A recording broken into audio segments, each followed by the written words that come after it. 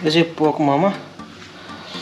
आज म यहाँ तपाईहरुलाई यो मोमो फिलिङ्स कसरी बनाउने भन्ने थाहा पाइसकेपछि र्याप गरिसकेपछि अब यसलाई स्टिम त गर्नु पर्यो।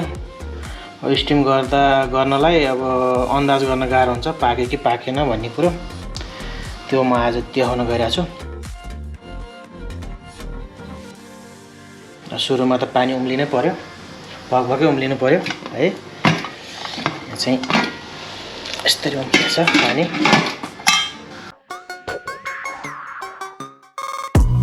नमस्कार, कोस होम कुकिङमा सबैलाई स्वागत छ है।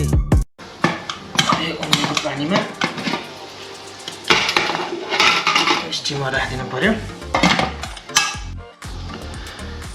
अब यो मोमो कति बेरमा पाक्छ भन्नु चाहिँ धेरै कुराहरुमा आधार हुन्छ। एउटा त आगोको आँच, अर्को मोमो कतिवटा बसाले छ।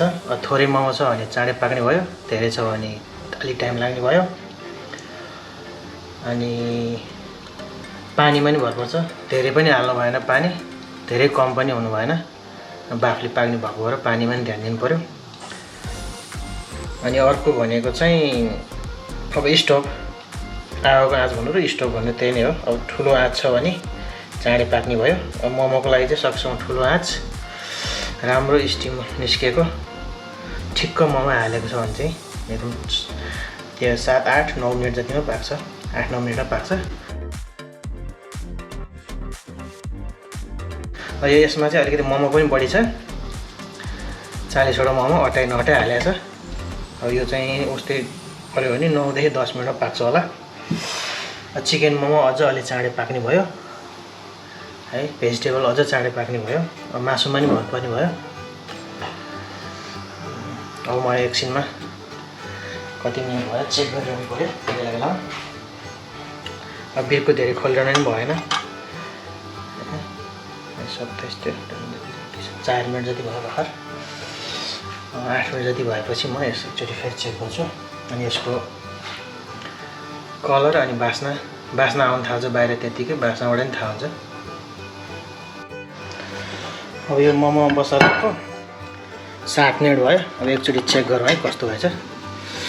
ल अघि सेतो थियो भने पिठो देखिएको थियो भने अहिले पहेँलो हैन, हल्का जुसहरु नि देखिन थालेछ राम्रोसँग हेर्दाखेरि। अब यो अझै 1-2 मिनेट पाक्नुपर्छ है। अलिअलि बास्ना आउन थाल्यो। अब यो पाकेपछि अझ स्ट्रङ बास्ना आउँछ।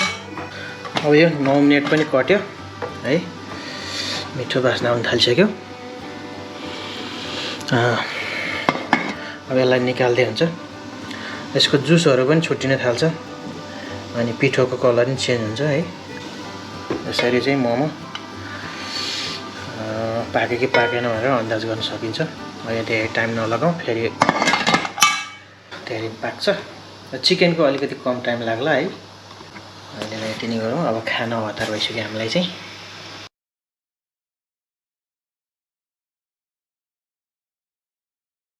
धन्यवाद यतिन्जेलसम्म यो भिडियो हेरिदिनु भयो।